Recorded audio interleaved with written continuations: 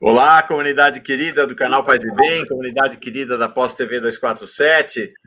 Eu sou Mauro Lopes.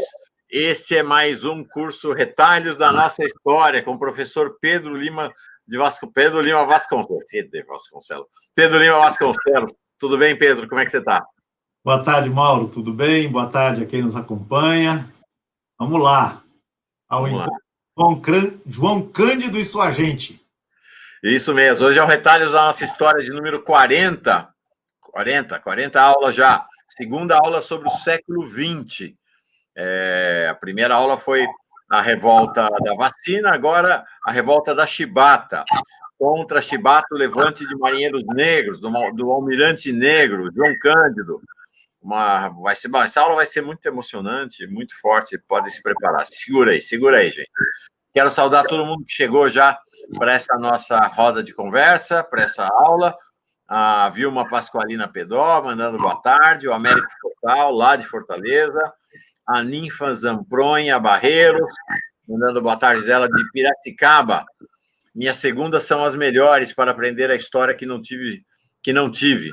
Sucesso sempre para vocês. Benedito Ider, grande amigo. Fazia tempo que não te via, Benedito. Marcelo de Mello, boa tarde. Grato ao Mauro e ao professor Pedro por mais uma aula extraordinária. Arimateia Moraes, mandando paz e bem dele. Lázaro Alves Pereira, falando de Goiás Velho. A Ivone Marinho, de Gravatá, no Pernambuco, grande amiga. Nos encontramos lá em Pernambuco, Pedro, Ivone e eu, no encontro do 247. Heloísa Bortoli, Maria Tereza Alves da Silva. Quem mais está chegando aqui? Irene de Barros Pereira, a Silvia, Maria Lourdes Gonçalves, Marçal Melo, Irene de Barros Pereira, Marina Alves do Couto, Marina Alves Silva do Couto, Carmen Povoleri, Vânia MS, chegando a hora das melhores aulas. Lenita Aquilo, Maria Paula Leal, grande amiga de todo dia aqui no Paz e Bem, Ivone Moura, de Piracicaba, Cláudia Mifarreg, Paulo Alonso, Guilherme Amorim, Alderiza Lopes, de Paulo Afonso, na Bahia, Marcília Elias. Onde está a tua irmã que não estou vendo ela na sala de aula hoje? Ela me disse que tem um compromisso hoje às 17 horas. Ah, tá. Não, o compromisso eu entendi que é aqui, né? Mas pelo jeito não é não. Legal. Tem mais gente aqui, alguém falando sobre pedindo aula de cangaço, só fica tranquilo. Na descrição do vídeo tem a programação dessa parte do curso Retalhos da Nossa História, referente ao século XX, e nela tem a previsão de ter aula sobre o cangaço, sim, tá bom? Fiquem tranquilos. Regina Parenza, mandando a dela de Porto Alegre, Adailton Lecum, acho que é isso, mais ou menos. Ele já falou para chamar só de Adailton, que o nome dele não é um nome fácil. Sônia Mourão. Tá aqui, achei. Maria de Fátima Lima Vasconcelos, tá ela aqui. Boa tarde, meu querido irmão Pedro. É isso aí. Eu tô aqui. Legal. Valdelice Santos. Quem mais chegou aqui? Então, ela está dizendo, tô aqui, eu que não tinha visto você na sala de aula. Acho que eu estava escondida atrás de alguém. Jorge Lula Barreto. É isso aí. Maria Ercília Guimarães. Bom, todo mundo, sejam todos e todas muitíssimo bem chegados e chegadas. Quero dizer a vocês que a gente vai manter nossa sequência de aulas, mas vamos ter esse ano está com pinta de que vai ser especial. Pedro, quem que a gente convidou e já aceitou vir aqui no Retalho? Não vai ser agora, vai ser dia 24. Então, não é hoje, claro. Não é segunda que vem, é na outra. Quem é que vem aqui? Pois é, pai. E aceitou na hora, né? Na hora. Pois é, ninguém menos do que o muito citado no encontro passado e também no encontro antes de nós fazermos a suspensão, lá em fevereiro, quando a gente tratou de movimentos populares no tempo da abolição, né? Isso. E o professor Sidney Chalhoub, autor de vários trabalhos importantes, em particular sobre o Rio de Janeiro na virada do século XIX para o XX, que é justamente o tempo sobre o qual a gente está tratando nesses encontros, né? Inclusive o de hoje tem a ver com esse tema. E, coincidentemente, né, Mauro, ele deu uma entrevista ao 247, né, ao jornalista Paulo Moreira Leite. Foi. Eu falei, Mauro, Chalhub tem que vir conversar conosco. Pois é. Não, gente, inacreditável. A gente teve aqui a aula segunda-feira, com retransmissão na terça de manhã, pela Pós TV 247, sobre a revolta da vacina. Apresentando uma versão da revolta da vacina diferente dessa versão heróica que as elites falam, do Oswaldo Cruz, tipo como o Duque de Caxias, né? A base foi exatamente uma das bases, uma das referências, mas talvez a referência mais relevante, como o Pedro falou, o livro do professor Pedro, ou do professor Sidney Chalhub, que é de fato um dos maiores intelectuais brasileiros do atual momento. Tão grande quanto gente simples, vocês vão ver. Gente numa boa, sem estresse, sem frescura nenhuma. Quando vem quarta-feira, quem está lá com o Paulo Moreira Leite aqui na Pós TV 247? Ele. O próprio. Para falar exatamente ele não falou só sobre a revolta da vacina, mas para falar exatamente dessa temática, da pandemia, né, das pandemias, da similitude, porque hoje ele está desde 2015 em Harvard, né, desde 2015 em Harvard, ele é de fato um dos maiores intelectuais brasileiros, e aí ele fez uma tematização muito interessante, acho que a gente vai ter oportunidade de discutir aqui com ele, que é uma comparação dos processos dos Estados Unidos e do Brasil em relação ao tema da escravidão, foi muito legal. Aí ele falou, oxe, Mauro, o que é isso aí? Eu falei, olha que genial, uma convergência muito grande, aí já escrevemos para ele já topou dia 24, então nós vamos ter aqui, eu vou ficar quietinho, não vou nem aparecer na tela, é só Pedro e Sidney conversando sobre a história do Brasil, assim, muito bom mesmo, foi ótimo. Isso a gente vai ter que refazer um pouquinho o nosso calendário, né, a nossa programação. Isso. Então a gente atualiza isso, né? A gente vai ajustando. E a Silvia está dizendo aqui, o professor Sidney é um ótimo contador de história. O Pedro é outro ótimo. Aí ela está dizendo, eu assisti a entrevista, foi fantástica. Então, vocês imaginam o que vai dar Pedro com Sidney, Sidney com Pedro. Vai ser imperdível, vai ser imperdível. Leia Ramírez, mandando a saudação dela. Alderiza Lopes falando, grandes professores, militantes das causas populares. É isso mesmo. Tanto Pedro quanto o Sidney. Sidney também tem um posicionamento claro ao lado do povo brasileiro, né? Muito, muito claro essa. Né? Quando eu fiz o meu trabalho sobre o Belo Monte, de Antônio Conselheiro, eu tive um encontro com ele. Ah, com o Sidney? Sim. Eu conheci nessa oportunidade. Que legal. Quase no milênio passado. É verdade. 9, por ali. Ele ainda era professor da Unicamp. Tá. Foi uma conversa muito legal, interessante. Ele é muito bem-humorado, né? Isso vai ser ótimo essa conversa. Efetivamente, um contador de histórias, mas na leveza com que conta, também passa uma consistência, né? Traduzida também no modo como ele escreve. Então, vale a pena ir atrás dos livros dele. Inclusive, dever de casa, né, Mauro? Já se preparava daqui a 15 dias. É isso aí, já. Trabalho Bar e Botequim, sobre a vida dos trabalhadores e trabalhadoras no Rio de Janeiro, né, na virada do 19 para o 20. Cidade Febril. Que foi a base da revolta da vacina. Exatamente. Há um outro trabalho, agora o título está me fugindo, né, justamente aquele sobre as lutas populares de comunidades africanas e afrodescendentes, né? Em torno da abolição. Enfim, um trabalho importante dele sobre Machado de Assis.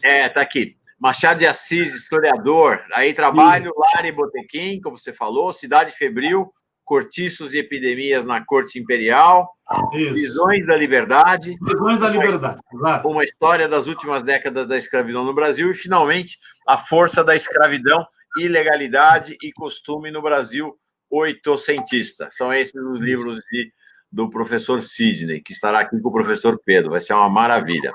Maravilha. Vamos fazer justamente um passeio pelos temas principais das obras dele, né? que o nosso também em contato e queira ainda mais mergulhar nesse universo tão bem explorado pelo professor. Emerson Bardelotti aqui com a gente também, já chegou para a sala de aula. Rosiane Araújo está dizendo que está assistindo lá de Araucária. E o professor Aloysio Finazzi Porto dizendo: caros amigos, a caldeira do navio da revolta da Chibata está em Ouro Preto. Então, pronto. Com isso, já levantou a bola. Vamos começar a falar sobre a revolta da Chibata, sobre a revolta dos marinheiros negros. Vamos lá. Revolta contra a Chibata, né? Assim como a revolta da semana passada era contra a vacina. É isso aí. Pois é. Mauro, esse tema é um daqueles que, pela conjunção das forças, das questões, né, dos destinos, de situações fortuitas e outras nem tanto, deixaram muitas repercussões nos tempos posteriores aos acontecimentos e chegando, de alguma maneira, até os dias atuais. Então, vamos começar com justamente uma referência que não nos remete imediatamente ao tempo dos eventos, 1910, final de 1910, novembro e dezembro desse ano.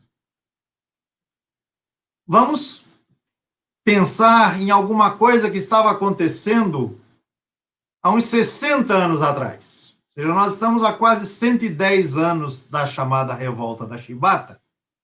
60 anos atrás era o tempo ali do final da década de 50. 1959, 60, por ali. Neste ano, Mauro, ou seja, 50 anos após o acontecimento, a revolta, e 60 anos atrás, em relação ao nosso calendário. Ali no final dessa década de 50, um jornalista chamado Edmar Morel publica um livro que alguns vão dizer já nasceu clássico. Essa expressão, na verdade, é do professor, do saudoso professor, grande professor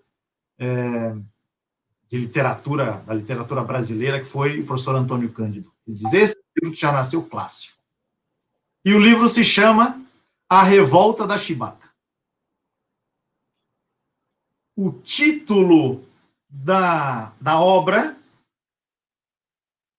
é inédito. E a força do texto, Mauro, foi tanta que o título do livro renomeou o episódio. Então, se nós sabemos do episódio ocorrido no final de 1910, por conta deste nome, a Revolta da Chibata, isso se deve ao título que este jornalista, Edmar Morel, deu à sua obra. Bem, o impacto desta obra, que está disponível, aliás, está citado nas nossas referências, né, do encontro de hoje. Ele teve uma edição bem recente, então é de fácil acesso a quem se interesse. Eu espero que todo mundo que está ouvindo aqui se interesse. Aí está. Um dos efeitos deste livro, Mauro... Só dizendo, Pedro, a gente está com uma facilidade, estamos usando um programa diferente hoje, daquele que a gente usa normalmente, o Zoom. Esse é o StreamYard, que normalmente temos usado na Pós-TV 247, ele dá muito mais flexibilidade para nós, então vamos ter uma aula com muito mais imagens, mais interativa. Eventualmente vou colocar as mensagens das pessoas aqui embaixo também, tá bom? Vai ser bem mais interativo. Então, o livro está aí, né? A Revolta da Chibata, recomendo que todo mundo vá atrás dele. Mas sabe o que aconteceu, Mauro? Além do impacto que a obra produziu na sociedade, e veja que nós estamos na virada dos anos 50 para os 60, né? Em termos políticos, final do governo JK, né? O golpe militar que seria em 54 tinha sido adiado, né? E, obviamente, não se sabia que viria o golpe em 64. Mas nós estamos justamente no tempo intermediário. Pois muito bem, quando o golpe é dado, o golpe de 64, o Edmar Morel recebe um prêmio. Você sabe qual é o prêmio, Mauro? Não. Ele é colocado na primeira lista dos cidadãos e cidadãs brasileiros que têm seus direitos cassados, por conta da escrita deste livro. Simples assim, ele escreveu um livro e, por conta disso, teve seus direitos políticos, cidadão, cassados. Simples assim. O que significa dizer, pelo menos duas coisas, Mauro. O livro produziu um tremendo impacto, e efetivamente assim foi. Segundo, o episódio ocorrido no supostamente longínquo 1910 não era longínquo coisa nenhuma. As memórias, as referências, as repercussões deste evento estavam ainda muito acesas na sociedade brasileira, no Rio de Janeiro em particular, nas instituições, particularmente nas Forças Armadas e principalmente no interior da Marinha. E, em grande parte, Mauro, por quê? Porque o líder deste movimento, do qual a gente vai falar muito aqui, que era o marinheiro João Cândido Felisberto, ao contrário de vários outros líderes, de várias lideranças populares, de tantos movimentos, né, que nós encontramos aí no percurso dos nossos retalhos, ele não morreu, ele não foi morto, né, no desenrolar ou no desfecho do processo, nem em meio à repressão que se seguiu a este levante. A gente vai tratar disso. Ele sobreviveu. E sobreviveu não porque tenha feito acordo, porque tenha passado para o outro lado, não, porque a história não quis, Deus não quis, enfim. As circunstâncias todas propiciavam para que ele não chegasse a sobreviver. Pelo contrário, ele contrai tuberculose lá naquele tempo e mesmo assim ainda vive quase 60 anos depois do levante.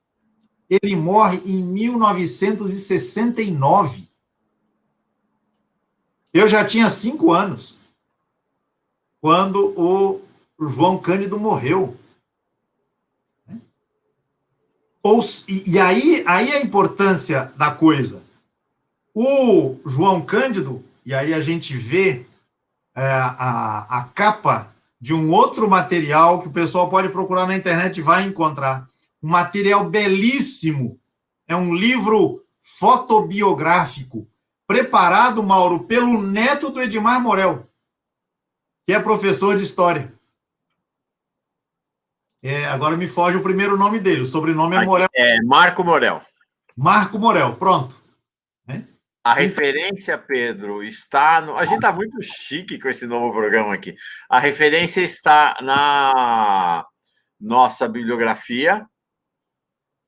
Ela está na nossa bibliografia, mas de qualquer maneira coloco aqui também, para quem quiser ver, está aqui embaixo. Esse é este livro que nós estamos vendo aqui agora. Isso. Tá? Tem na internet. E olha que interessante, você falou que ele viveu muito. Então está aqui o João Cândido no tempo, imagino que seja no tempo da revolta. Do Levante, claro. Do Levante, e aqui está João Cândido concedendo uma entrevista em 1968. Exatamente. E vocês vão procurar, eu sei que todo mundo vai procurar, além de ler os livros do Chalhoub, o pessoal vai procurar um documentário tratando da revolta da Chibata, da TVE. Vai encontrar na internet. Né? E é um documentário sobre a revolta, entremeado com passagens dessa entrevista. Mauro, conta para ninguém não, a entrevista foi clandestina. Não acredito, né? Sim, meu! Sim, meu, falei feito paulista agora. Falou. Em 68, Sim. em 68, uma entrevista que ele deu para o Museu da Imagem e do Som, né, um ano antes de falecer. Ele faleceu com quase 90 anos. Tuberculoso, mal. Uma tuberculose que ele carregou durante 2/3 da vida. Muito provavelmente contraiu a tuberculose por conta das situações pelas quais passou em decorrência da revolta. Mas por que eu quis começar, Mauro, com essas referências que estão muito mais próximas de nós em termos cronológicos? Porque, enfim, os retalhos que a gente vai abordar, né, nessa nova etapa, né, até o final do ano, esse é o nosso propósito, né? Eles estão muito perto de nós e, em alguns casos, as repercussões chegam aos nossos tempos, né? No caso, especificamente por conta da vida longa deste João Cândido, que foi encontrado, esse é o dado fundamental, foi encontrado por um jornalista na Praça 15, quem é do Rio de Janeiro conhece a Praça 15, no Cais ali, né, onde hoje você tem as barcas, né, que ligam o Rio de Janeiro a Niterói, ou a Ilha de Paquetá. Ele foi encontrado ali, anônimo, Mauro, anônimo, vendendo peixe. Vendendo peixe. Ele foi identificado por um jornalista. E ele procurava fazer-se anônimo, porque ele tinha sido proscrito. O nome dele tinha sido estigmatizado, a pessoa dele tinha sido estigmatizada. A gente vai falar disso ainda um pouco. Isso no início dos anos 50. E aí ele ganha alguma notoriedade. Aqui, ó, olha que interessante. A Maria dos Anjos diz: boa tarde, queridos. Meu falecido pai tinha estima e admiração pelo marinheiro João Cândido, que ficava, segundo meu pai, na Praça 15 aqui no Rio de Janeiro. Aí está, aí está. Há fotos dele, inclusive, com cestos de peixe, ele levando, vendendo, levando ali da beira do mar para as vendas, né? Os lugares de comércio do peixe, enfim, que ele dizia: o mar é meu amigo. O mar era o lugar especial para ele, né? Então, vamos chegar nessa carta aí, Mauro. Segura aí. Não, só para dizer, está aqui embaixo, isso que está passando aqui, eu vou parar de passar agora, seguindo a ordem do Pedro. Não, pode, então deixa. Tá bem, Pedro, você tinha me mandado uma foto dessa carta, nós vamos passar ela filmada aqui, hein? Vai ser uma maravilha. Não, você está arrebentando, Mauro. Mas o que é importante registrar aqui é o seguinte: aqui embaixo está. Aqui essa imagem que aparece é parte do documentário ao qual o Pedro fez referência da TVE. Se você digitar no YouTube Nação, TVE, Revolta da Chibata, vai achar o documentário. É um belíssimo documentário. Belíssimo documentário. Há depoimentos do Marco Morel, né? Marco, que você disse, né? Marco Morel. E mais outros. O professor Mário Maestre, também um grande historiador, dá depoimento nesse documentário. Enfim, vale a pena. Depois que terminar aqui, o pessoal vai para lá. Então, Mauro, a trajetória, a longevidade do João Cândido fez com que os efeitos da revolta da Chibata, da agora nomeada, a partir do livro do Edmar Morel, Revolta da Chibata, as repercussões se prolongassem no tempo. Né?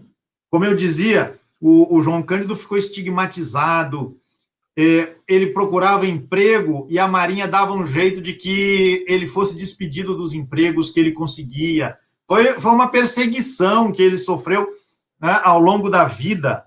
Né? Ele era gaúcho, né? A cidade de Porto Alegre quis conceder a ele o título de cidadão porto-alegrense, e aí, por pressão da Marinha, teve que ser cancelado um encontro que ele teria com o então governador do Rio Grande do Sul, o nosso saudosíssimo Leonel Brizola. Ou seja, ele ficou marcado. E mesmo quando ele morreu, Mauro, mesmo quando ele morreu, as forças da repressão ficaram de olho para garantir que nenhuma homenagem mais eloquente se fizesse a essa pessoa, a sua trajetória e a sua memória. Então, isso para a gente ver, né, como as disputas, as lutas, né, do passado não são do passado, pura e simplesmente, elas repercutem no presente. E aí um livro como esse do Edmar Morel, que de um lado nasce clássico, como dizia Antônio Cândido, de outro lado produz o impacto na vida do Edmar Morel 5 anos depois, ele terá seus direitos políticos cassados. E para você ver, Mauro, até onde vai a disputa, um historiador conhecido, um historiador cujas obras devem ser lidas, né? O José Murilo de Carvalho, ele diz assim, Mauro e quem nos acompanha, é o melhor livro sobre João Cândido, apesar de abertamente favorável ao marinheiro. Você aguenta um negócio desse, Mauro? Não. É o melhor livro sobre João Cândido, apesar de abertamente favorável ao marinheiro. Não dá, né? Apesar de. Como assim? Né? Nessa circunstância se apela à tal facciosa, fabulosa, né, e farsesca neutralidade científica. Não, o livro do Edmar Morel é um livro apaixonado. E ele toma o lado de quem efetivamente ele deveria acolher e assumir. Né? Enfim, tudo isso, Mauro, para dizer, agora a gente começa. A gente não começou, não. Faz meia hora que a gente não começou ainda a conversa. Quero ver, vamos lá. Pois é, por quê? Porque é importante a gente pensar nas repercussões, né? E o fato de que, diferentemente das lideranças conselheiristas, ou das lideranças malês, ou das lideranças quilombolas, que foram mortas, né, foram eliminadas, foram exterminadas, né, e isso contribuiu para que o impacto dessas mobilizações populares, né, se perdesse ou ficasse diminuída, né, essa repercussão. No caso do João Cândido, a sua longevidade tornou a memória da revolta da Chibata ainda mais perigosa. Afinal de contas, dizem os estudiosos do assunto, foi a maior rebelião militar na história brasileira. Uma rebelião militar. Mas não é uma rebelião militar para dar golpe, é uma rebelião militar dentro das Forças Armadas, e não é para soltar bomba como um determinado capitão aí, que acabou sendo expulso do Exército, por conta de uma pirracinha qualquer. Não. Tratava-se de uma rebelião voltada a reivindicações sociais claras em favor da categoria dos marujos, dos marinheiros.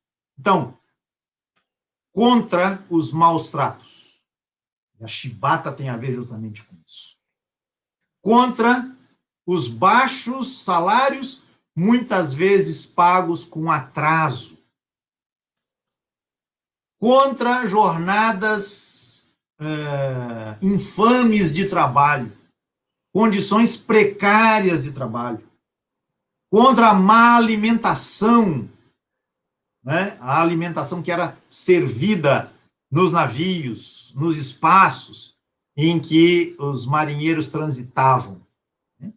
Então, além de outras restrições a que os marinheiros eram submetidos, por exemplo, não podiam se casar durante um certo período, em torno de 15 anos, né, a partir de quando estivessem alistados. Então, né, uma rebelião militar que sacode as entranhas da Marinha. A Marinha nunca perdoou, né, ao Morel, justamente por ter trazido à tona, pelo testemunho do João Cândido. Eu acabei esquecendo de dizer isso. Edmar Morel, ele pôde também entrevistar o João Cândido, e mais, Mauro, não sei se está nesse livro organizado pelo Marco Morel ou em outro lugar que eu vi, no lançamento do livro, quem é que estava lá para autografar? Além do autor? Quem? O Estado. Imagine você, o livro da Revolta da Chibata, autografado na sessão de lançamento pelo próprio João Cândido. Esse foi um acontecimento, né? E há fotos, há registros em relação a isso. Bem, vamos avançar. Então, para a gente entender a força, a importância, a significação deste levante, que, repito, acontece no final de novembro de 1910, perdão, e tem seu prolongamento no mês seguinte, no mês de dezembro, né?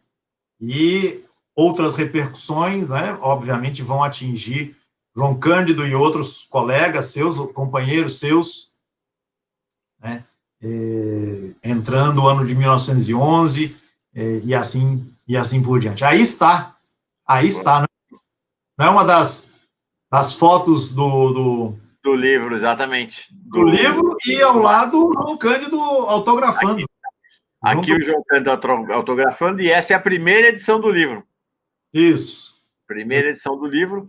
E aqui, ó, Edmar Morel e João Cândido autografam. Então, o pai do Marco Morel, que é o autor dessa fotobiografia, com o João Cândido, e esse é a primeira edição da Revolta da Chibata, de 58. Isso. Histórica isso aqui, hein, Pedro? A foto é antológica, né? Emocionante. Emocionante. Enfim. Mas eu andava dizendo, para a gente dilatar a importância de um movimento como esse, é preciso pensar algumas coisas, Mauro. Obviamente não dá para a gente tratar de tudo. Primeiro, uma distinção que os estudiosos, os historiadores que se dedicam a esse assunto chamam muita atenção para isso. É preciso pensar que as Forças Armadas não são um todo absolutamente coeso. E aí, nesse tempo, obviamente, você tem Exército e Marinha. Ora, o Exército foi aquele que perpetrou o golpe republicano. Ele foi muito mais influenciado pelas ideias positivistas e de outras correntes de pensamento que marcavam, né, o século XIX europeu. Já a Marinha, Mauro, ela era muito mais conservadora, muito mais ligada ao passado brasileiro do que o Exército. Primeiro porque o Exército ele tem pouco tempo de existência a essa altura. Ele é uma obra basicamente do Duque de Caxias, no contexto ali da Guerra do Paraguai, e olha lá. Mas a Marinha, no caso brasileiro, Mauro, tem quantos anos? A Marinha é desde 1500. O Brasil é um empreendimento, né, náutico. Ele enquanto o Brasil, ele é um empreendimento transatlântico. E aí, Mauro, no interior da Marinha se cultivam muitos valores, muitos referenciais, associados a quê? A escravidão. Afinal de contas, a escravidão também foi uma empreitada marítima, transatlântica, o navio negreiro. Então, o Brasil é feito com a Marinha.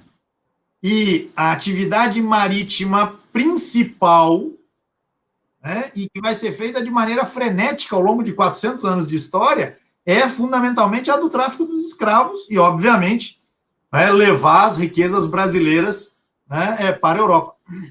De sorte que a Marinha não acompanhou, né, vamos chamar assim, a evolução, né, suposta pela República, né, e pelos ideais liberais, que atingiram de alguma maneira o Exército. Mas não vamos fazer a coisa aqui do bom e mal, não, porque o Exército tem lá seus problemas, a gente já falou muitas vezes dele. Mas aqui, né, o problema se colocava dessa forma. Basicamente, Mauro, você tem na Marinha duas categorias de pessoas: os oficiais e os marinheiros. Quem eram os marinheiros, basicamente? Eles eram, basicamente, Mauro, negros, mulatos. A Marinha tinha fama de ser um espaço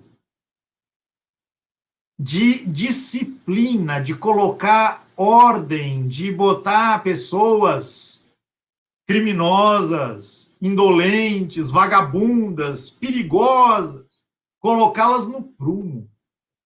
Então, muitas vezes, a polícia mandava, né, crianças, adolescentes, jovens, para a Marinha, para que a Marinha os regenerasse. Ela era tida como uma instância disciplinadora. Não é à toa que você pega as fotos do pessoal que está envolvido com a movimentação em todo o João Cândido, são todos negros. Todos. Essa foto aqui, não tem um branco na foto. Pois é. Por quê, Mauro? Porque os filhos dos barões do café ou das famílias aristocráticas, eles não eram marinheiros, eles eram oficiais. Então você tem os oficiais e os marinheiros. E os filhos das famílias abastadas já entravam como oficiais, não tem conversa, não tem carreira, já entram como oficial. Então você tem muito claramente a divisão estabelecida. Ora, a revolta da Chibata, ela é uma revolta dos marinheiros, dos marujos. De sorte que o nosso título ele traz uma redundância. Quando você fala de marinheiro negro, naquele tempo isso significava uma redundância, porque marinheiro era negro. Tá certo? E eu deixei a redundância de propósito, porque hoje pode ser que não seja assim. Mas naquela época era. De maneira que a revolta da Chibata é uma revolta de negros. De negros. Os marinheiros são negros. No próprio caso do João Cândido, há discussões sobre se ele acabou chegando à Marinha por conta de ele ser um menino muito ágil, muito dinâmico, e teria, lá no interior do Rio Grande do Sul, onde ele nasceu, onde ele cresceu, ele teria tido uma disputa, alguma briga com alguma pessoa bem situada socialmente, ou como um modo de ele, que não nasceu escravo, porque ele nasceu depois da lei do ventre livre, ele nasceu em 1880, mas era filho de pessoas que tinham sido escravizadas, se a ida para a Marinha não foi vista como uma possibilidade de ele ter algum tipo de ascensão, né? A ascensão possível a alguém que nasceu de uma família negra. Bem, então é contra essa reprodução da lógica da escravidão no interior da Marinha que a revolta vai acontecer. Então, a chibata, ou seja, chibata é o chicote, né? A chibata era um instrumento de punição utilizado largamente, né, para castigar pessoas escravizadas que tentavam fugir. Além disso, havia a golilha, né, aquela corrente que era amarrada ao pescoço, né, também de escravos, escravas, pessoas escravizadas, para que não fugissem. Isso tudo era utilizado na Marinha, continuava sendo utilizado. Isso tinha sido abolido no Exército, mas na Marinha continuava sendo usado.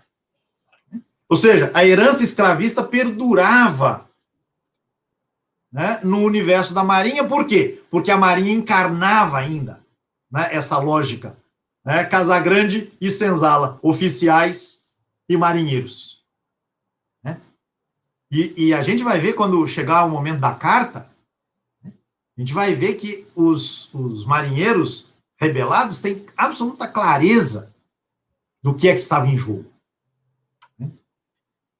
Bem, vamos adiante. Então, esses antecedentes remotos da revolta remetem à lógica da escravidão da Casagrande Senzala, né, da qual a gente tratou aqui em tantas oportunidades. Mas pensando em alguns antecedentes mais imediatos, Mauro, a Marinha Brasileira tinha decidido, alguns anos antes, de 1910, adquirir alguns navios de grande porte e fabricados com a melhor tecnologia do mundo, né, existente naquela época. Ora, qual era a grande marinha, a marinha mais conhecida, mais afamada do mundo naquela época? Era a Inglaterra. Uhum. Então, o governo brasileiro, ele encomendou alguns encouraçados ao grande navio de guerra na época. Dois foram os mais importantes, um chamado Minas Gerais e outro chamado São Paulo. E o governo queria encomendar mais, mas a Argentina fez pressão para que a marinha de guerra brasileira, né, não ficasse tão pujante. Então foram adquiridos esses dois e depois mais alguma coisa, mas o que importa são esses dois. Só que, num certo momento, foi necessário que marinheiros brasileiros fossem à Inglaterra para aprender como manejar aquelas peças absolutamente portentosas. E o João Cândido, que já estava já estava na Marinha, já fazia 15 anos, ele está com 30 anos mais ou menos nessa época, ele é um dos marinheiros que fazem esta viagem. E essa viagem vai se mostrar decisiva. Por quê, Mauro? Porque eles vão aprender a operar navios que os marinheiros daqui não sabem e os oficiais daqui também não. Eles vão aprender a manejar aquilo lá. Essa é a primeira coisa. Segundo item, Mauro, eles entram em contato com os marinheiros ingleses. Olha os canhões poderosos aí do bicho. Esse é um dos encoraçados, né? Exatamente. Eles entram em contato com os marinheiros ingleses e eles veem que os marinheiros ingleses são organizados, são uma categoria organizada. Tem sindicato, tem corporação, e eles ficam embevecidos. Eles recebem salário em dia. Eles são bem alimentados. Eles negociam com seus superiores melhorias nas condições de trabalho, de vida. Eles começam a pensar, mas por que não? Por que nós não? E aí, Mauro, só conto para você que ninguém nos escute. Eles ouvem falar lá na Inglaterra do que tinha acontecido com um tal encouraçado Potemkin. Em 1905, quando você justamente tem um levante de marinheiros, né, que tomam este navio da frota real russa, né, em 1905. Né? Isso depois vira um grande filme, né? do Sergei Eisenstein. E eles ficam sabendo que a revolta nesse encouraçado aconteceu porque os comandantes do navio queriam servir à marujada carne estragada, com o argumento de que bastava colocar vinagre em cima da carne que ela seria comestível. E o pessoal se revolta e toma conta do encouraçado. Esse é um dos grandes filmes aí, se não me engano, dos anos 30, não estou enganado.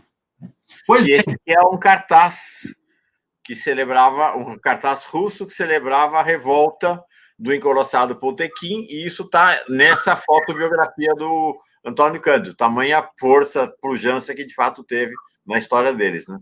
Exatamente. Então, eles não viram o filme, né? O filme é dos anos 30, mas eles escutam a história, a repercussão da história. Isso corria entre os marinheiros, os marujos ingleses. Peraí.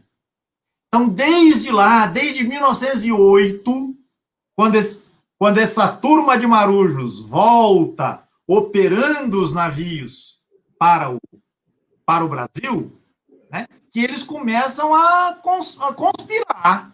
Começam a pensar, opa, por que conosco há de ser diferente? Eles começam já a se organizar no sentido de fazer acontecer um conjunto de reivindicações. E a liderança do João Cândido vai crescendo, vai crescendo. Quando os navios atravessaram o Equador, a linha do Equador, foi feita uma festa no navio e o João Cândido foi aclamado como o deus Netuno, o deus dos mares, né? A prova de que ele já se destacava, né?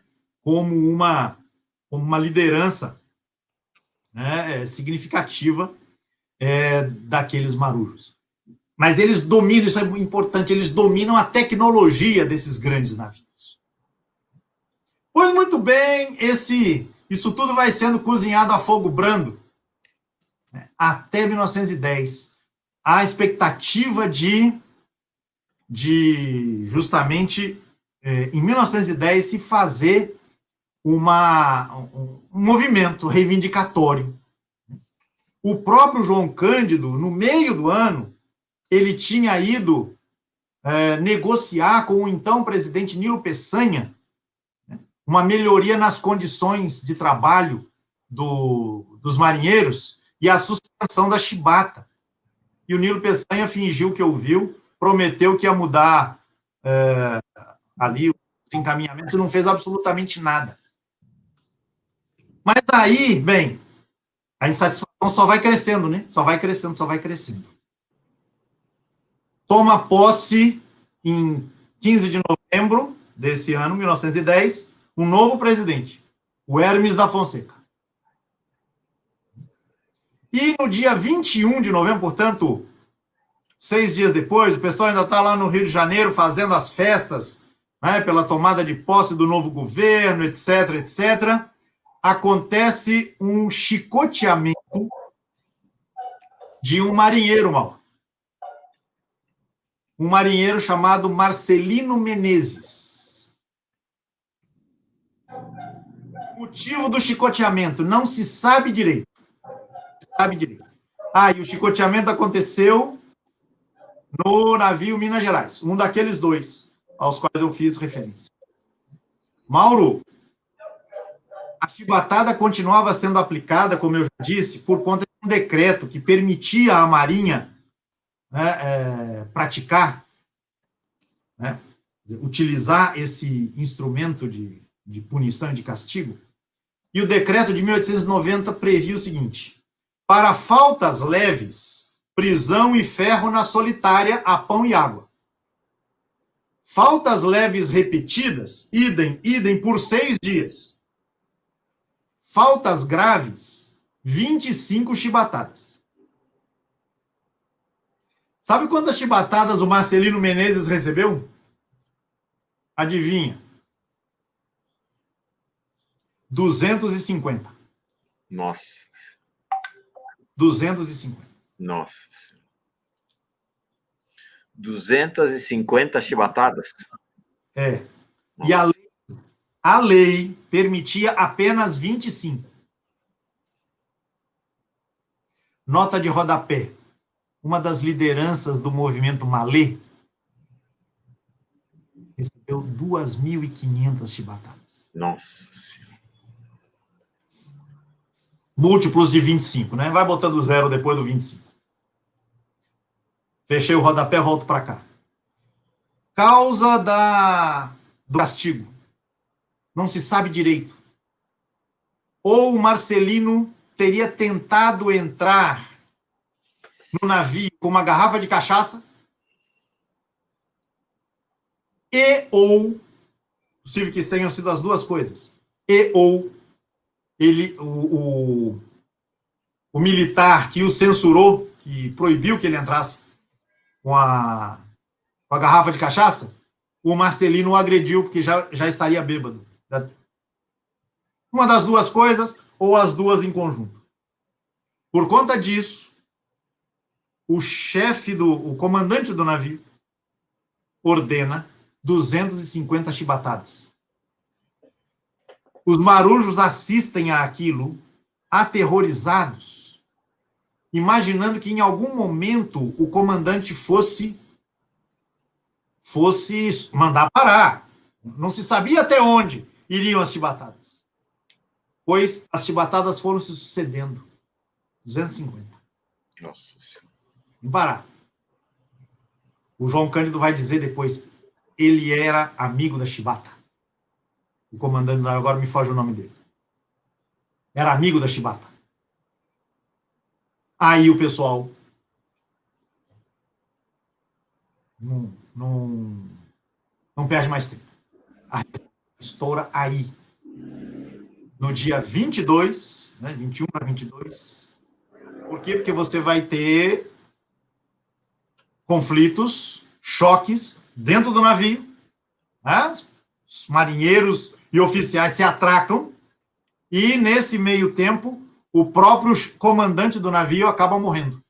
Em meio ali às disputas, tiros, né, combates no interior do navio. E porque o comandante do navio morreu, Mauro, os marujos rebelados serão taxados de violentos. Sempre assim, né? Sempre assim. Pois muito bem. Aí a figura de João Cândido emerge. E ele começa a dar ordens.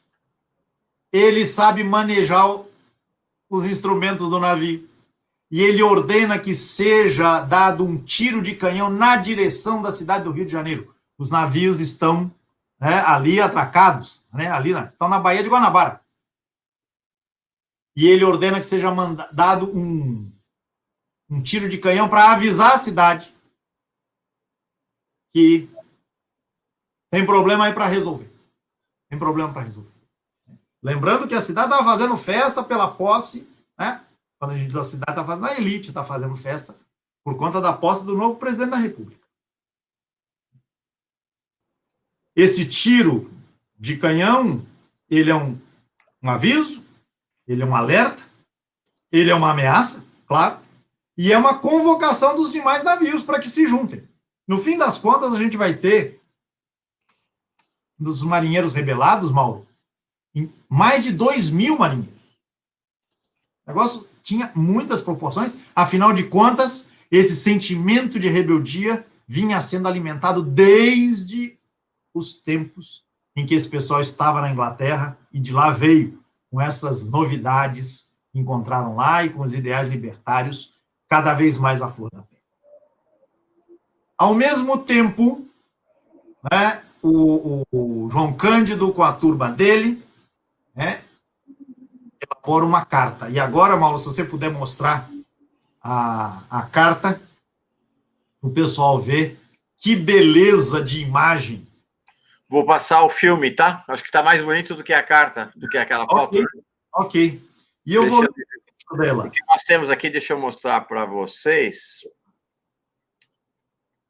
Eu vou ler um trechinho dela aqui. Enquanto a imagem circula para as pessoas verem, eu vou ler um trecho. Então, É um documento, então, escrito pelos marinheiros e enviado ao Palácio do Catete, né, sede, então, né, do governo federal, né, e uma parte do documento diz o seguinte: cumpre-nos comunicar a Vossa Excelência, está dirigido ao presidente da República, como chefe da nação brasileira, nós, marinheiros, cidadãos brasileiros e republicanos, essa palavra é muito importante, Mauro. A gente falava lá, cidadãos brasileiros e republicanos. E logo aí, lá na imagem já aparece esse trechinho que eu estou lendo.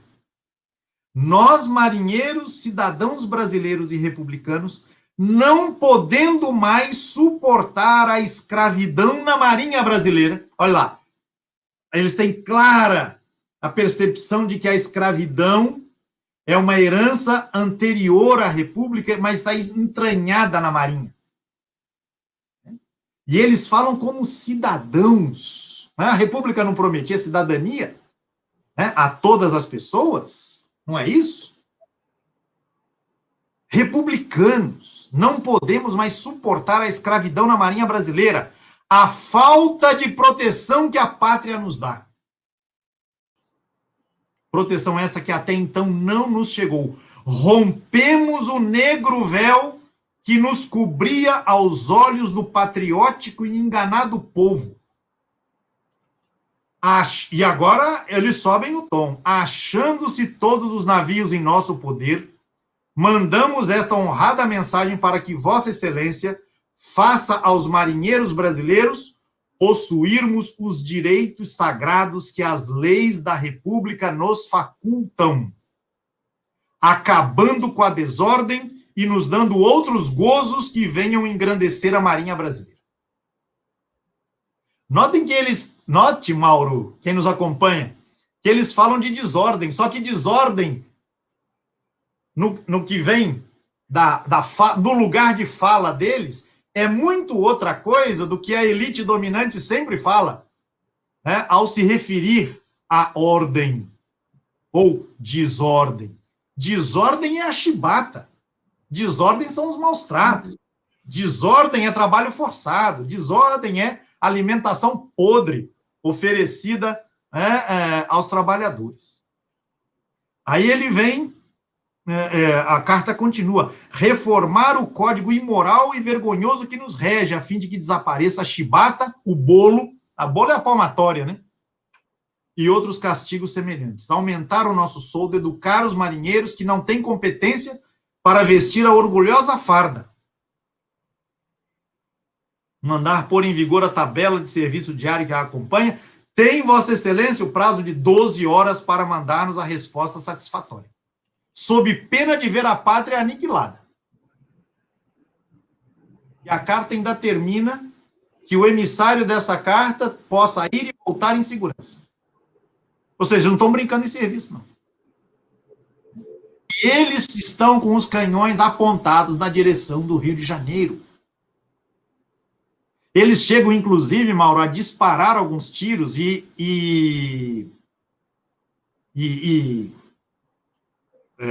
um deles acaba atingindo crianças do Morro do Castelo e vem a morrer. E aí isso causa uma comoção entre os marinheiros, eles vão se mobilizar para indenizar as famílias, enfim, obviamente não queriam atingir esse alvo, mas eles desfecharam alguns tiros e esse acabou produzindo esse efeito. Bem, a cidade, o Palácio do Catete, o governo, não tem nem uma semana que tomou posse direito e se vê obrigado, não há jeito, né, senão anistiar, né, os revoltosos, ceder às suas reivindicações, né, então, indo na ordem, né, ceder às reivindicações e anistiar os revoltosos. Isso chegou a ser alcançado. Nesse meio tempo, A família... As elites gostam de negociar com o povo quando o povo está armado e bem armado, né? Não, e o que vem a seguir vai mostrar bem. Vai mostrar bem. Que não fora isso, teria havido negociação nenhuma. Até porque a Marinha não queria negociação. O alto comando da Marinha não queria negociação, não. Quem vai reivindicar são outros setores, né, que temem pelo pior. Né? Rui Barbosa entra nessa história. Rui Barbosa tinha sido derrotado na campanha eleitoral justamente pelo Hermes da Fonseca. Então, ele está na oposição, né, e outros setores. A população da cidade fica apavorada. Conta-se que as pessoas abastadas fugiram para Petrópolis, né, onde tinham lá suas casas de veraneio e não sei mais o quê. Outros fogem para trás dos morros. Mas tem gente que vai lá para o cais, vai lá para a beira-mar torcer pelos marinheiros, fazer festa lá e mostrar apoio a eles, setores da população. Né? Então, o governo ele quer revidar, ele quer reprimir, mas ele teme atacar os navios rebelados. Então, o governo... Só para dizer, Pedro, sua imagem está congelada, mas nós estamos ouvindo sua voz, tá bom? Pode continuar. Em algum momento acho que vai destravar. Vamos lá. Tá certo. Então vamos lá. O governo quer reprimir, Mauro. Só que havia um problema. O Brasil tinha comprado esses navios e estava pagando em suaves prestações. Eles iam atacar os navios que eles estavam pagando um preço caríssimo. A própria Inglaterra entrou em ação para dizer, vocês façam um acordo aí, que essa história de vocês perderem os navios e não quererem pagar a gente, tem conversa não. Tem conversa não. Então, vamos em frente, negociem aí. Né? Enfim, não pode dar calote não. Saída negociar. Sim. Com a mediação do João Cândido, né, as reivindicações, no fim das contas, são aceitas e é dada anistia aos revoltosos. A promessa de que eles não seriam punidos. E aí, então, no dia 26 de novembro, os navios são devolvidos. Mas a canalice dessa gente não tem tamanho não, Mauro. No dia 28, o Congresso autoriza a exclusão da Marinha daquelas pessoas, entre aspas, cuja permanência se tornar inconveniente à disciplina. E na medida em que essa situação, essa expulsão acontece, nos dias seguintes, 20 dos marinheiros são presos. Você vai me dando sinais de que você está me acompanhando aí para eu... Então, sim, estamos acompanhando. Pode eu estou absolutamente congelado, mas não estou, né? Porque eu estou entendendo. Estamos te ouvindo. Marinheiros começam a ser presos. E no dia 9 de dezembro, Mauro, portanto, um pouco mais de 10 dias, né? 10, 12 dias depois, aparece um outro foco de rebelião e não se sabe direito o que foi. Parece que foi alguma coisa plantada pelo próprio governo. Sabe ali bomba no Rio Centro? Uhum. Parece que foi um levante perpetrado, instigado pelo próprio governo para ter o pretexto de decretar estado de sítio. E aí, eles, ao que parece, né, eles, os governantes, instigam essa revolta e depois a reprimem. E a reprimem barbaramente. Só, Pedro, eu estou colocando na tela aqui, coloquei na tela, na verdade, vocês vão ver essa imagem à direita, para que se tenha uma ideia do quanto havia controle, disciplina, do ponto de vista dos marinheiros. Então, aqui vocês estão vendo, esta aqui é a imagem de João Cândido batendo continência para o capitão Pereira Leite, no momento em que eles devolvem de maneira organizada, organizada e pacífica os navios para a Marinha Brasileira. para a cúpula da Marinha. Exatamente. Né? Então, vocês estão vendo aqui, ó, os outros marinheiros ao redor do John Cândido, não tinha nenhuma ameaça, nem nada. Disciplina militar absoluta. Absoluta disciplina militar. Né? E cumprindo o que foi acordado, né, Mauro? Oi? Cumprindo o que foi acordado. Exatamente. Cumprindo o que foi acordado, puro e simples, foi isso, simples assim. Né? Mas, 2 dias depois, aquilo que tinha sido acordado é revogado pelo outro lado. Uhum. E aí acontece isso que eu estava dizendo. Essa segunda rebelião, essa rebelião fake, ao que tudo indica, ela é fortemente reprimida e ela serve, então, de pretexto para a decretação do estado de sítio, muitos mortos, inclusive por fuzilamento, ou seja, mortos não em combate, mas por fuzilamento mesmo, né? E aprisionamento de muitos outros, inclusive do João Cândido. E João Cândido e o grupo, Mauro, olha só, não participaram desse segundo levante, e o João Cândido chegou a se oferecer como mediador neste novo conflito. Mal sabia ele o destino que o aguardava. Pois muito bem, Mauro. Ele é colocado... Tá aqui, Pedro, só um segundo, está aqui, essa aqui é a imagem à direita, bem grande, é a imagem dos marinheiros sendo conduzidos pelas tropas. Aqui era um verdadeiro desfile, lembra os desfiles... isso aqui é mais ou menos parecido com os desfiles de Roma. Dos prisioneiros, né? Dos derrotados, uma coisa pública, assim, impressionante. Você vê uma mancha branca e preta, né? Branca dos uniformes brancos e pretos dos rostos dos marinheiros, cercado por esses agentes aparentemente do exército, cercando-os e todos eles marchando. Exato. E aí, Mauro, o João Cândido, junto com outros 17 colegas, eles são colocados numa solitária, Mauro. O que é solitária? Vamos olhar no dicionário. Solitária é prisão para uma pessoa. São colocados lá 18 pessoas.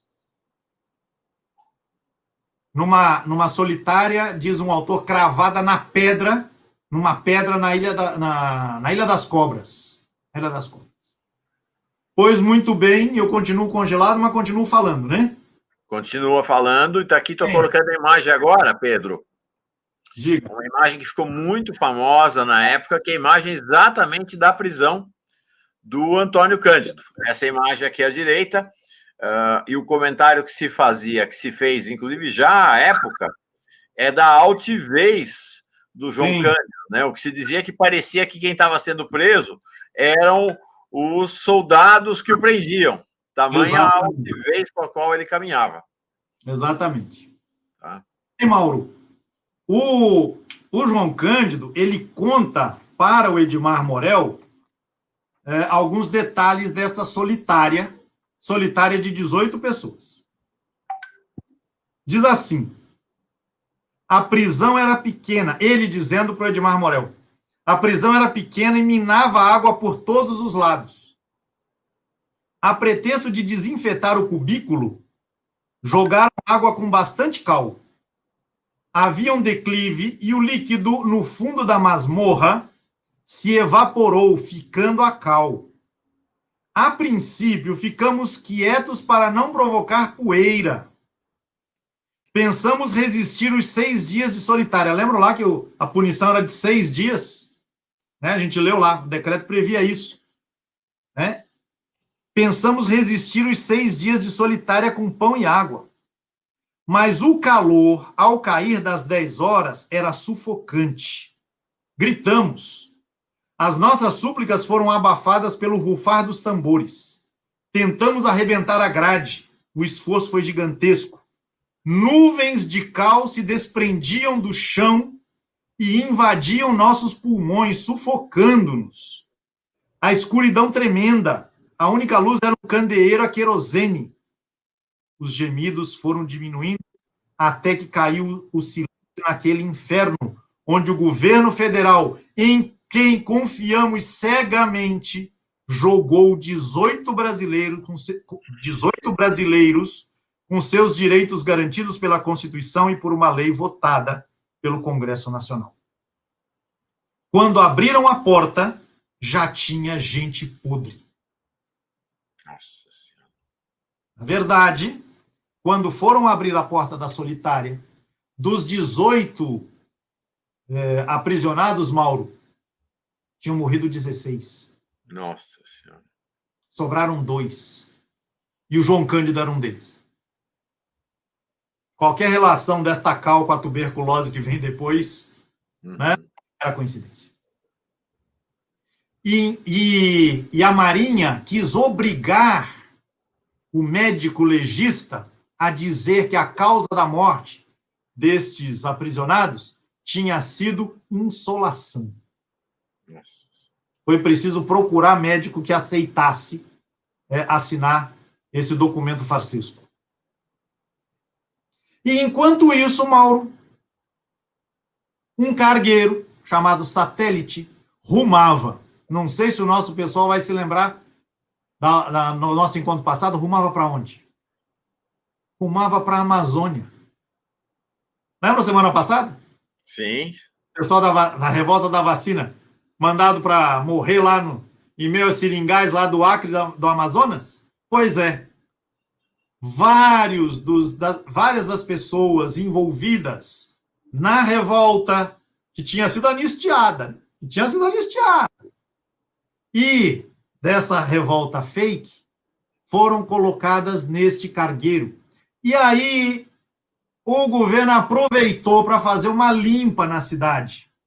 E as notícias dão conta de que, pego aqui também informações da imprensa da época. Aliás, o relatório do comandante do navio dava conta de que havia uma carga no navio, Mauro. E a carga era constituída de, palavras do comandante, 292 vagabundos, 44 mulheres, 50 praças do Exército e 105 ex-marinheiros. Marinheiros que tinham participado do levante com o João Cândido. Quando o navio chegou em Belém do Pará, para entrar, né, Rio Amazonas adentro, jornais da cidade diziam que o Satélite trazia 250 ladrões, 180 facínoras e desordeiros, 250 marinheiros revoltosos e 44 meretrizes. Ou seja, o governo fez uma limpa na cidade. Não foi só o pessoal envolvido ou supostamente envolvido nessas movimentações. Ele pegou gente do povo também, colocou lá. Mulheres que aparecem nos jornais de Belém já na condição de prostitutas, mulheres prostituídas. E que serão largadas na Amazônia para se virarem. Sim. Na prática, gente largada à morte, né? Sim, largada à própria sorte. A viagem sem volta. Chocante. Bem, pois é. A chibata deixou de existir, enquanto algo legal. Mas a repressão foi pesadíssima. E de modo muito semelhante ao que aconteceu no caso da revolta da vacina. Quando a gente do povo se desarma, entrega as armas, entrega os navios, no caso, deixa as barricadas, no caso da revolta da vacina, a repressão cai pesada. É pesada, absolutamente pesada. Bem, o João Cândido, Mauro, não foi colocado no navio Satélite. Talvez para os repressores, a melhor coisa que eles teriam feito seria colocá-lo lá também. Aliás, porque há notícias também de pessoas componentes desta carga, como diz o chefe, que foram fuziladas enquanto o navio fazia a viagem do Rio de Janeiro a Belém, e seus corpos jogados no mar. Isso porque eles tinham sido anistiados, né? Isso porque eles tinham sido anistiados. Ou seja, isso é para a gente ver o quanto dá para confiar no Estado brasileiro, né? No Estado comandado pelas elites, né? E o Hermes da Fonseca é militar, né? Ele é do Exército. bom pensar bem. O quanto vale a palavra de um militar, né? Exatamente. Bem, no caso do João Cândido, que não foi colocado no navio, ele continuou preso na solitária ainda mais 4 meses. E aí ele dizia que começava a ter visões. Ele ficou impactado. Você imagina, Mauro? Ele numa solitária vendo seus colegas morrendo, apodrecendo, né? 16. Aí ele diz que continuou na solitária e passou a ter visões, né, dos seus companheiros. E visões em que os seus companheiros apareciam a ele nos sonhos, né, quando ele conseguia dormir, em formatos deformados, desculpe a redundância. Aí começam a achar que ele está louco. E aí decidem interná-lo no Hospital dos Alienados da Praia Vermelha. Aí ele chega no hospital e não entende nada por que ele está sendo internado, como sendo louco. A primeira coisa que ele pede são os jornais. Ele quer acompanhar as notícias. Ele era muito... falava várias línguas, aprendeu a falar inglês, aprendeu a falar grego. Nossa Senhora. Ele viajou muito no seu tempo de marinha, né? Enfim, era um leitor. Há uma foto famosa dele lendo o decreto no Diário Oficial, o decreto da anistia, no qual ele acreditou piamente. Bem, ele é internado no Hospital dos Alienados, até que ele e seus companheiros, né, serão levados a julgamento, e pela ação abnegada de 3 advogados que assumiram a causa sem cobrar um tostão, né, assumiram a causa pela causa, né, ele e seus companheiros foram absolvidos por unanimidade. Isso já em 1911. Pedro, só um segundo. Deixa eu mostrar para vocês duas. Então, as cenas aqui, essa cena importante, o Pedro fez menção a ela, e essa foto realmente bem famosa de João Cândido lendo o decreto de anistia ao lado do marinheiro Antônio Ferreira de Andrade, uma foto realmente bem forte, assim, bem significativa, os dois embarcados no navio, né? Evidentemente ainda embarcados no navio, lendo o decreto da anistia que havia chegado a eles para a leitura. Está aqui, tá? Aí está.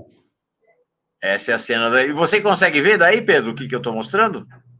Consigo. Ah, então tá bom. E você está falando agora, então, do momento da soltura dele, né? A soltura dele, quer dizer, já passado um bom tempo já, final de 1911, ele finalmente é absolvido. Só que a vida dele está absolutamente destroçada a essa altura do campeonato. Não é? Por quê? Porque ele está expulso da Marinha, absolutamente proscrito, né? E vai ter que recomeçar a vida, né, em condições absolutamente adversas. Você ia dizer alguma coisa, Mauro? Sim, ia mostrar aqui também imagens muito importantes, 2 imagens significativas. Esta aqui, a foto de João Cândido no dia em que foi solto. Então, está aqui a foto dele no dia em que ele foi solto. Tá? Essa foto aqui do dia que ele foi solto. Ao lado da foto, vejam, João Cândido era visto não como um bandido, ele era um herói. Olha aqui a Gazeta de Notícias, a manchete da Gazeta de Notícias, claramente favorável a João Cândido.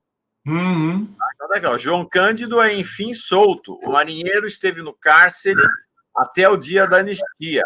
A Gazeta começa hoje a publicar a palpitante narrativa. Aí vem aqui, memórias de João Cândido, marinheiro, fotos bonitas de João Cândido, de outros líderes. Então, a gente vê aqui uma cobertura muito favorável a João Cândido e a revolta. Sim, exatamente. Ele era o herói popular.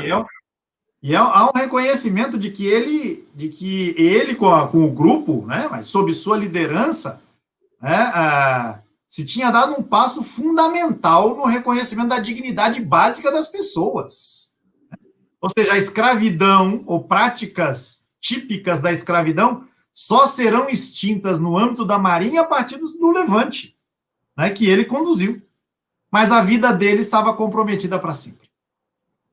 Seja por conta da solitária, da cal que respirou durante 18 dias, do convívio com cadáveres que iam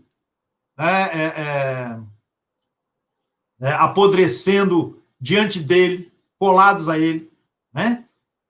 O abalo que ele viveu, né?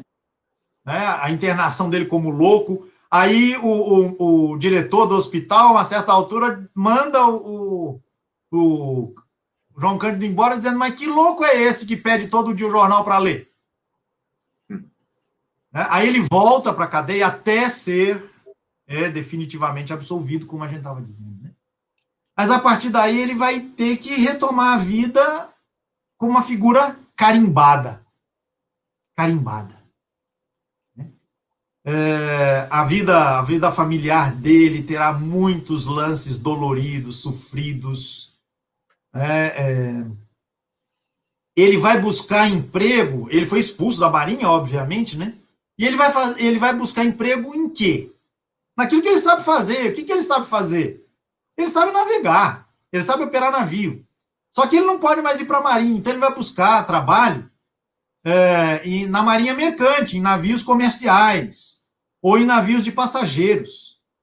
Mas aí, Mauro, na medida em que a Marinha fica sabendo que ele conseguiu emprego no navio que levava passageiros do Rio de Janeiro a Buenos Aires, os agentes da Marinha, os oficiais da Marinha operam para que ele seja despedido do emprego.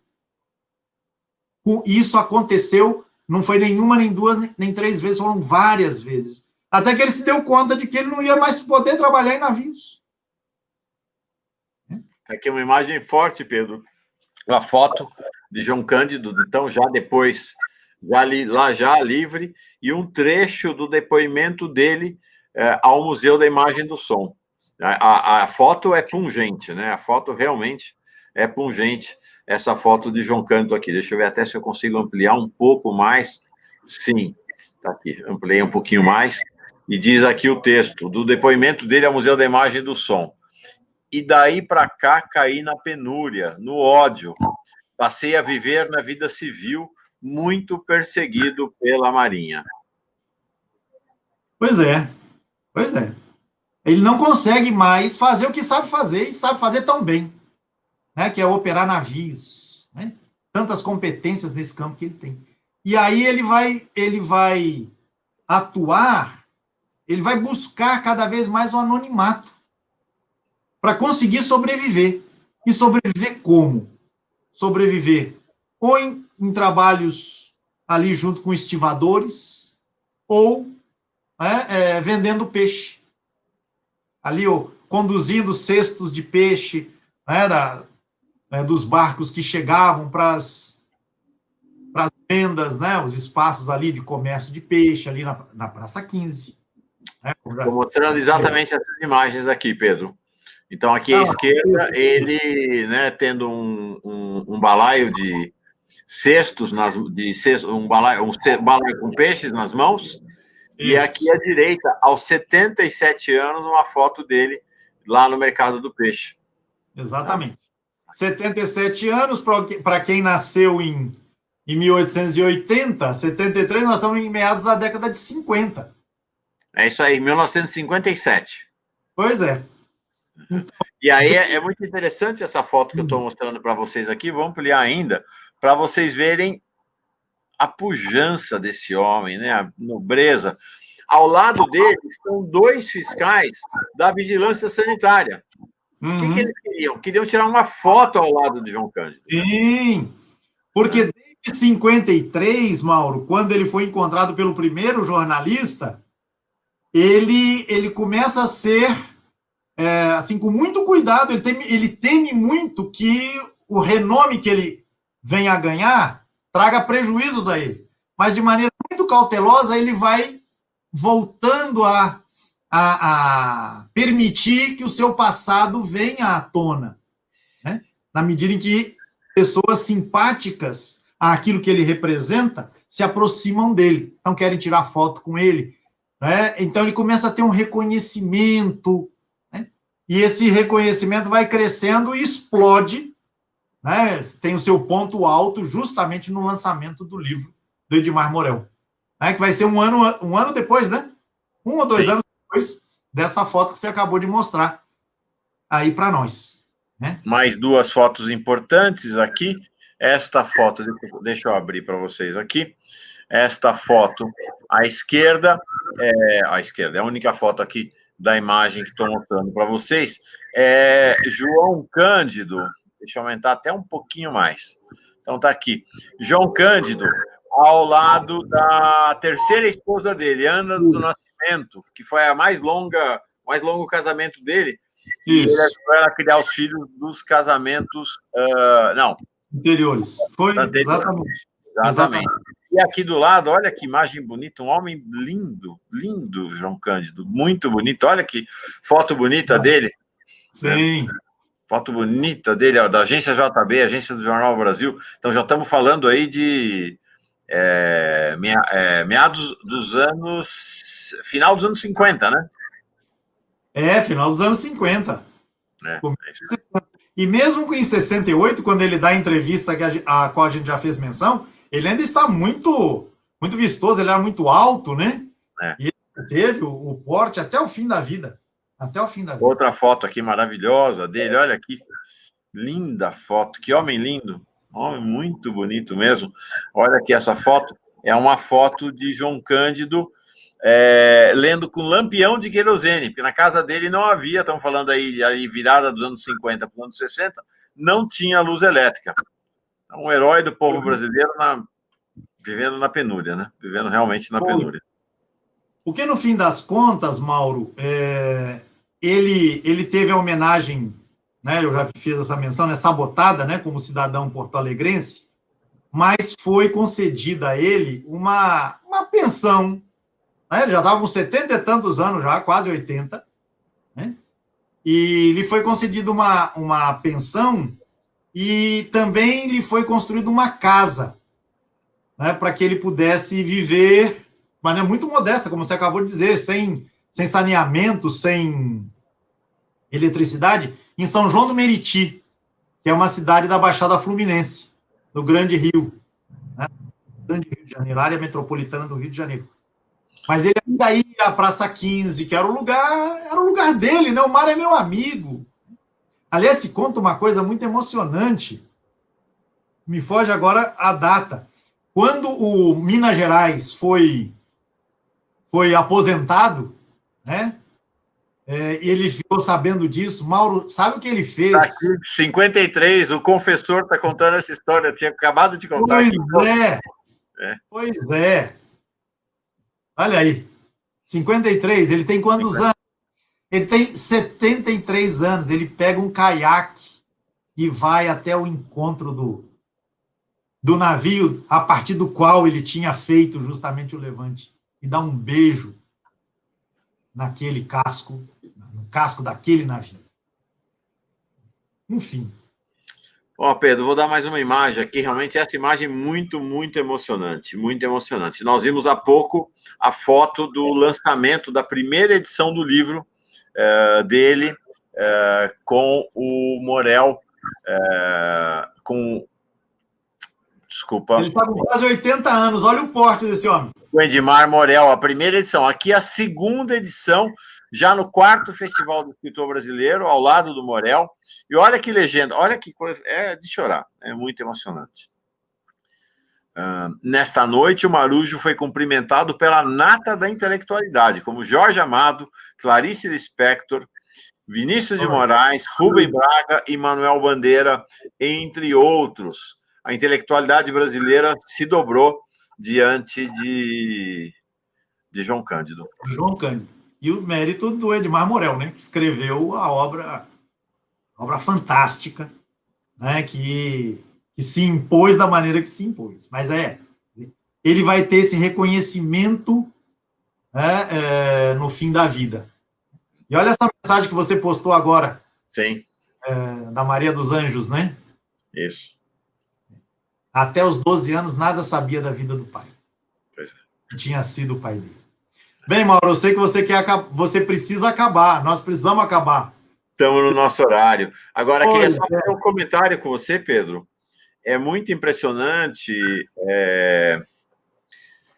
ao contrário do que a historiografia das elites tenta nos fazer crer, a gente teve 2 episódios que marcam o início do século XX no Brasil. Nos 2 episódios, o que a gente vê é o protagonismo do povo negro levantando-se contra as elites do país. Isso é muito significativo. É muito claro. forte. Muito forte. Claro. Muito Claro. forte. Muito forte. Você me dá 5 minutos para eu tentar fechar? Dou o tempo que você quiser. Hoje João Cândido manda aqui. João Cândido manda sempre aqui. Pois é. Então, a gente já fez menção ao golpe, né? Ao Sim. golpe de 74. Mas não foi só isso que aconteceu. Quem é o patrono da Marinha? Eu aprendi na escola, Mauro. Opa, eu faltei nessa aula. Eu pensei também, será que eu faltei a aula? Eu lembrei, mas eu acabei lembrando, é o Almirante Tamandaré. Ah, isso mesmo. É o agressor lá do Paraguai, sabe? A Batalha do Riachuelo, sabe? Isso. Uhum. Aí vira herói, tá certo? Uhum. Muito bem. Marinheiros descontentes com o golpe militar formaram agremiações de resistência no interior das Forças Armadas. Tem que falar baixinho, ninguém escute. E essas associações, Mauro, tinham como patrono um tal de João Cândido. Ainda o homem estava vivo e já era patrono de associações da Marinha, de marinheiros descontentes com o papel político que a Marinha, como tal, estava exercendo, né, na ditadura que começou em 64. Pois muito bem. Será preciso esperar 2007.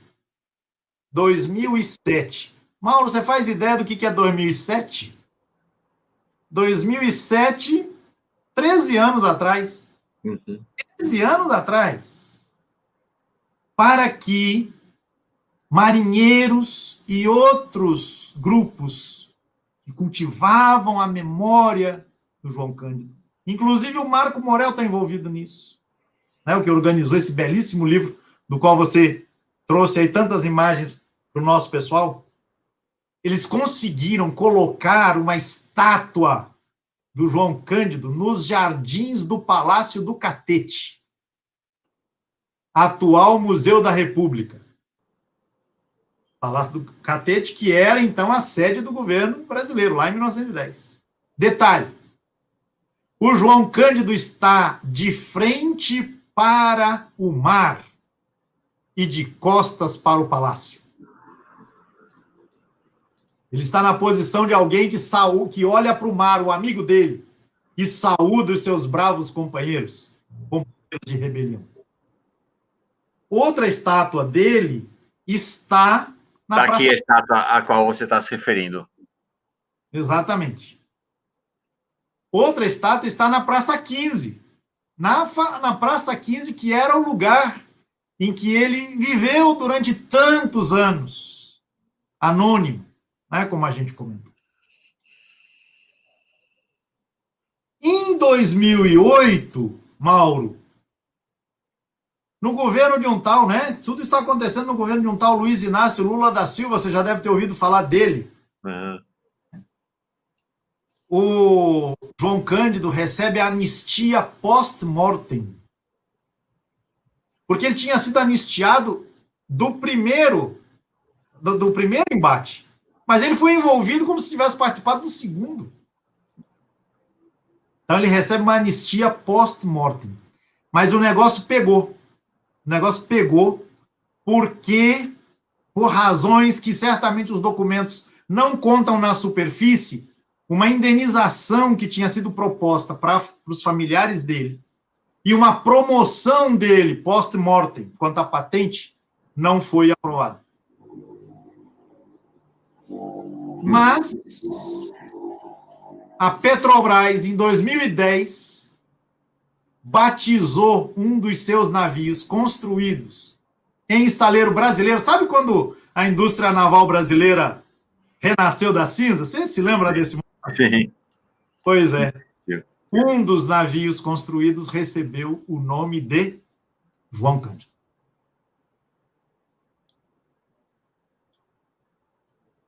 Maravilha. E para terminar, e eu juro que eu termino, a gente conversava, né, Mauro? Ele é navegante negro ou é almirante negro? Pois é. Então, é a última coisa. Em 1974... Estou pondo na tela aqui, tá? Por favor, por favor. Na verdade, 1974, 75. João Bosco e Aldir Blanc. Aldir Blanc faleceu agora há uns 2 meses, vítima do Covid, e não mereceu uma única menção de condolências da secretária de Cultura, a senhora chamada Regina Duarte. Eles compuseram uma música que ficou eternizada na voz de Elis Regina. Mas o que eles compuseram não foi permitido que fosse cantado. Então, como se diz aí, o que vocês estão vendo é a letra censurada. Porque o que João Bosco e Aldir Blanc escreveram... Deixa aí, Mauro. Deixa aí na primeira. Né? Isso mesmo. Na primeira, por favor. Na primeira, desculpa. Isso. Eu vou ler o que eles escreveram. E aí vocês leiam o que a censura impôs. Há muito tempo, nas águas da Guanabara, o dragão do mar reapareceu. Lembra do dragão do mar lá de Aracati, Mauro, lá no Ceará? Sim. Agora reapareceu. Reapareceu no Rio de Janeiro. Na figura de um bravo... O que você escreveu aí, Mauro? Feiticeiro? Rapaz! Na figura de um bravo marinheiro. Os censores transformaram o bravo marinheiro em um bravo feiticeiro. Olha o preconceito aí, meu amigo. A quem a história nunca esqueceu. Conhecido como... Vamos para a estrofe seguinte? Vamos. Dá para descer? Vai. Conhecido como... Pera um minutinho só. Deixa eu pegar aqui que deu uma escapada. Pronto. Conhecido como... Mauro. Coloca a letra direito, Mauro. Pois é. Conhecido como almirante negro. Tinha a dignidade de um mestre-sala.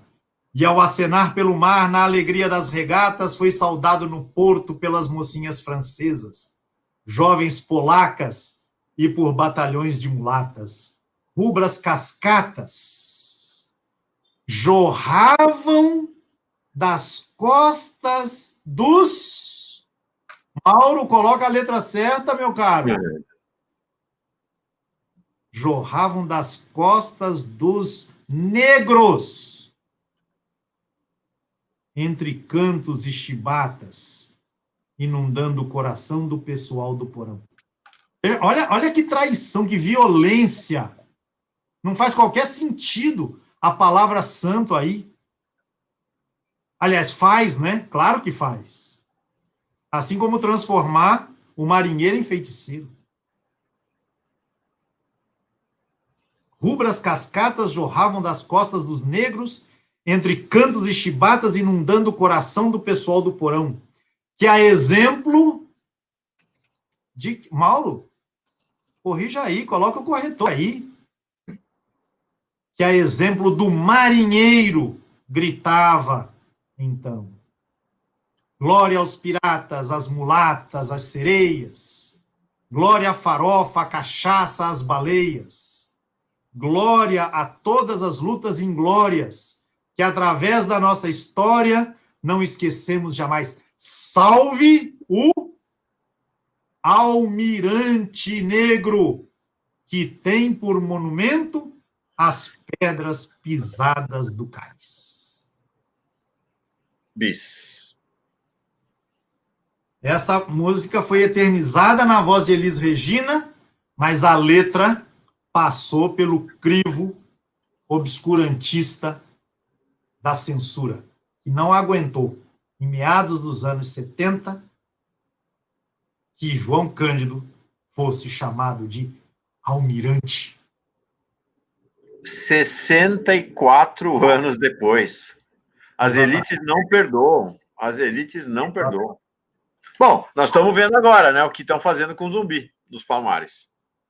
Pois é. Estamos vendo agora. O presidente da Fundação Palmares não disse que a escravidão foi boa? Pois é. Foi boa para a negritude. Então, o que o João Cândido foi um atentado a uma bondade, uma generosidade tamanha. Enfim. No YouTube, se o pessoal procurar, vocês vão encontrar a Elis Regina cantando maravilhosamente, né, essa música, mas a letra é a da censura. Mas há outras interpretações com a letra original. Com a letra verdadeira. Tá bom, Pedro. Bom, sua imagem ficou congelada, acho que nos últimos 20 minutos, mas deu para ouvir tua voz perfeitamente. Que bom. Deixa eu dizer uma coisinha, eu estava esquecendo disso, Mauro. Esse programa tem que ser endereçado a uma memória também. Por favor. Frei Tito de Alencar Lima. Você conhece essa figura? Claro. Hoje se cumprem 36 anos do seu suicídio, do seu martírio. 10 de agosto de 2020, na transmissão ao vivo, então, 36 anos do suicídio, do martírio, como diz o Pedro, de Frei Tito. Para quem não conhece, né, ele também foi torturado, ele também sofreu violências brutais nas mãos dos carrascos da ditadura no seu tempo, ele também foi tido como louco, né? Ele também, né, sofreu abalos, né, no seu psiquismo, né, e veio a tirar a própria vida. Hoje se cumpre em 36 anos. Isso aí. Tá aí, Frei Tito. Bom, pois bem. Nossa Senhora. Que aula, Pedro. Que aula. Que história, né? Deixa eu ver aqui, tá dizendo o Benedito, não, o Walter Rodrigues, que faz 46 e não 36 anos, deixa eu ver 46 aqui. 46 anos, exatamente. Foi 74. Isso. Exatamente, 46 anos. Isso, tá bom. Bom, salve o Almirante Negro, salve o povo negro, que tem lutado ao longo da história, e luta ao longo da história desde sempre. Desde Zumbi, desde os Palmares, desde os Malês, revolta da vacina, os marinheiros com o seu almirante. É isso aí. Tá clara. Eles, em aliança com os indígenas, serão aqueles capazes de nos libertar. E nessa toada, Mauro, vamos pensar semana que vem, vamos inverter lá o nosso calendário em vistas à vinda do Sidney e vamos tratar do tema da quebra de Xangô. A Perfeito. gente tem toada africana e de afrodescendência. Perfeito. Então, próxima aula, segunda-feira que vem, ao vivo, às 5 horas da tarde, no Paz e Bem. Terça-feira, às 5 da manhã, na Pós TV 247. E aí, é claro, fica disponível para todos, todo o tempo em que você quiser assistir. Vamos para o próximo encontro aqui, Quebra de Xangô. Se quiser ir pesquisando, já sabendo do que se trata, vamos lá. Semana que vem. 1912. É isso aí. Valeu.